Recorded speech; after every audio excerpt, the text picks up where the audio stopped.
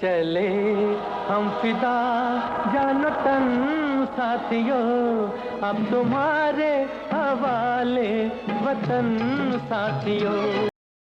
Icon day की तरफ से आप सभी को रिपब्लिक डे की हार्दिक शुभकामनाएं। स्वागत है दोस्तों।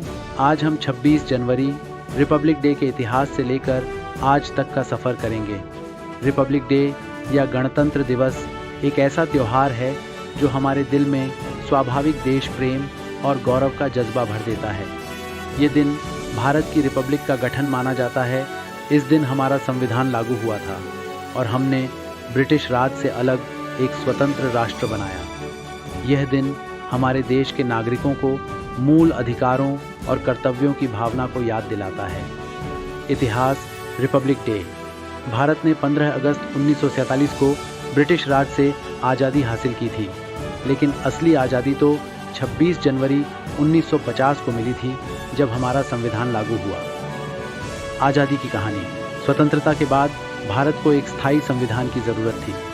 29 अगस्त 1946 को एक समिति ने स्थायी संविधान तैयार करने के लिए फैसला किया, जिसका मुख्य अध्यक्ष डॉक्टर B.R. अम्बेडकर थे। समिति ने 4 नवंबर 1946 को एक ड्राफ्ट संविधान तैयार किया, जो 308 सदस्यों ने 24 जनवरी 1950 को हिंदी और अंग्रेजी भाषाओं में साइन किया। दिल्ली गणतंत्र दिवस परेड। न्यू दिल्ली में दिल्ली गणतंत्र दिवस परेड रक्षा मंत्रालय द्वारा आयोजित होता है। राष्ट्रपति भवन से शुरू होता हुआ यह परेड 3 दिन तक चलता है। यह परेड भारत की रक्षा क्षमता, सांस्कृतिक विरासत और सामाजिक धरोहर को दिखाता है। भारतीय सेना और तत्कालीन सेनाओं का परेड देश के गौरव को दिखाने का जरिया है। Beating retreat. गणतंत्र दिवस के तीसरे दिन 29 जनवरी को बीटिंग रिट्रीट सेरेमनी आयोजित होती है। राष्ट्रपति भवन के उत्तर और दक्षिण ब्लॉक के बीच में रईसीना हिल पर यह कार्यक्रम होता है।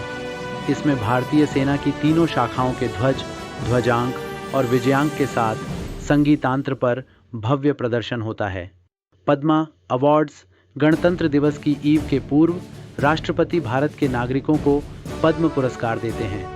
ये पुरस्कार देश के विभिन्न क्षेत्रों में बड़ी सेवाओं के लिए दिए जाते हैं। पद्म विभूषण, पद्म भूषण और पद्मश्री इन पुरस्कारों में शामिल हैं, जिनमें से विभूषण सबसे बड़ा और श्री सबसे छोटा है। निर्णय और समृद्धि। गणतंत्र दिवस हमारे देश का गौरव और एकजुट भारत का जज्बा याद दिलाता है। यह दिन हमें इंस्पायर करता है कि हम अपने देश के लिए कुछ करें और अपने वीर जवानों की कुर्बानी को याद रखें। इस मौके पर हमें यह विचार करना चाहिए कि कैसे हम अपने संविधान के मूल अधिकारों का सम्मान करते हैं और कैसे हम एक समृद्ध और विकसित भारत की ओर बढ़ रहे हैं। जय हिंद।